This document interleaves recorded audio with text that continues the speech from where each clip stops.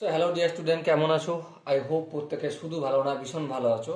স্ক্রিনের ওপর যে প্রশ্নটা দেখা যাচ্ছে সেই কোশ্চেনটা কি বলেছে, প্রথমে আমরা মন দিয়ে পড়বো বুঝবো, তারপর অঙ্কটা করব। কি বলেছে দেখো, রামের মাহিনা শ্যামের থেকে 25% বেশি, তবে শ্যামের মাহিনা রামের চেয়ে শতকরা কত কম।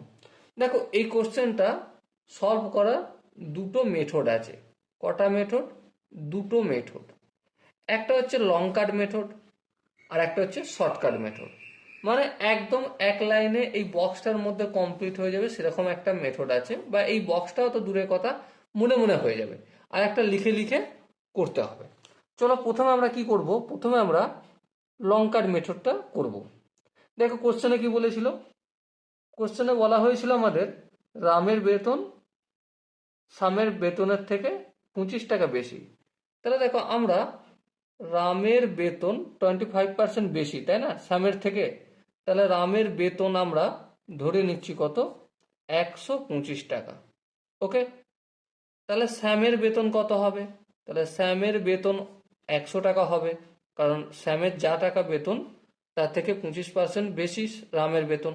ওকে, এরপর দেখো একটু যদি ক্যালকুলেশন করি, এবারে ঘুরিয়ে উল্টোটা বলতে হবে, শ্যামের বেতন রামের চেয়ে শতকরা কত কম। তাহলে কম বেশি যদি আলোচনা করি, তাহলে এখানে কত টাকা কম হবে? 25 টাকা কম, দেখতেই পাচ্ছি 25 টাকা কম হবে। এবারে শতকরাতে যখন আমরা আলোচনা করি তখন একটা কাজ করি, কি কাজ? যার সাথে তুলনা করা হয় সেটাকে হরে লিখব, আর লবে কি লিখব?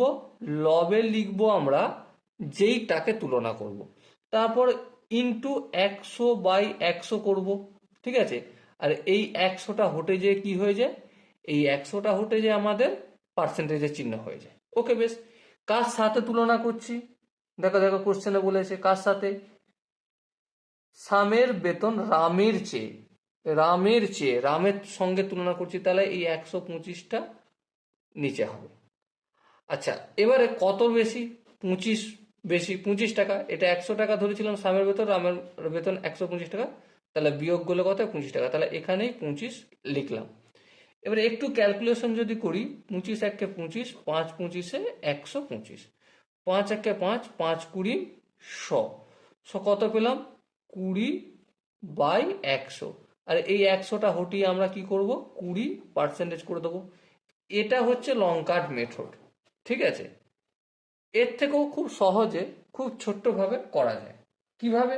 দেখো, প্রথমত একটা কাজ বলি, 25%, 25% মানে কত? 25% মানে এটা যদি আমি ভগ্নাংশে কনভার্ট করি, 1/4 হবে, তাই না? 1/4 হবে, প্লাস, প্লাস মানে বেশি। এবারে এটা কি যখন আমি শ্যামের বেতনের সঙ্গে তুলনা করব তখন কত হবে? 1/4 আছে, এই 1 আর 4 যোগ করে যেটা হবে সেটা আমি এখানে লিখব হরে। 1 আর যোগ যোগ 4-এর যোগ করলে কত হয়? 5 হয়, 5 লিখবো। বেশ, এখানে প্লাস চিহ্ন আছে, এখানে দেবো আমি মাইনাস চিহ্ন। ওকে, আর এখানে যেটা রয়েছে এখানে সেম এটা লিখে দেবো, 1 আছে এখানে 1 করব। তাহলে 1/5 ভাগ কম, মাইনাস চিহ্নর মানে হচ্ছে কম, আর প্লাস চিহ্ন মানে বেশি। তাহলে 1/5 ভাগ কম, আর 1/5 ভাগ, এটাকে যখন আমি শতকরাতে কনভার্ট করি তখন কি করি? 1/5 মানে কি? 100% গুণ করে দিলে যে 5, 20 তাহলে কত হলোই? 20% হলো। সো দেখো এখানে যে চারটে অপশন ছিল তার মধ্যে কোন অপশনটা ঠিক? অবভিয়াসলি 20% অপশন যেটা দেয়া রয়েছে, অপশন সি, সেটাই হবে আমাদের সঠিক answer. Option C is the right answer. এটা হচ্ছে শর্টকাট মেথড, আর এটা হচ্ছে লং কাট মেথড। শর্টকাট মেথডে কি? শর্টকাট মেথড হচ্ছে যেই পার্সেন্টেজটা বেশি বলা রয়েছে সেটা আমি লিখলাম।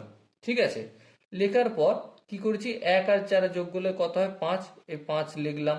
আর এখানে যা সাইন রয়েছে, বেশি বলে প্লাস চিহ্ন আছে, কম হলে মাইনাস চিহ্ন থাকতো। সাপোজ যদি কোনো জায়গায় বলতো এখানটা 25% কম, ঠিক আছে, তাহলে কত বেশি? তাহলে এখানে সেম কাজ করতাম, এখানে মাইনাস করতাম, এখানে কি করে দিতাম? প্লাস করে দিতাম। ওকে, কিন্তু এখানে যেহেতু বেশি বলেছে তাই এখানে প্লাস আর এখানে মাইনাস। এক আর 4 যোগ করলে কত হয়? 5 হয়, 5টা হরে হবে, আর একটা যা আছে সেম সেম এখানে বসে যাবে। আর 1-এর 5 আর মাইনাস কি বোঝাচ্ছে? মাইনাস বোঝাতে কম বোঝানোর জন্য মাইনাস চিহ্নটা দিয়েছি। ওকে, এবারে 1-এর 5কে আমি পার্সেন্টেজে কনভার্ট করে নিলে আনসার বের হয়ে যাবে। এবারে তোমরা এটাও করতে পারো, এটাও করতে পারো, তোমাদের ব্যক্তিগত ব্যাপার, তোমরা কিভাবে করবে। সো ডিয়ার স্টুডেন্ট, দেখা হচ্ছে নেক্সট সেশনে। ততক্ষণ পর্যন্ত ভালো থেকো, সুস্থ থেকো এবং জয় হিন্দ।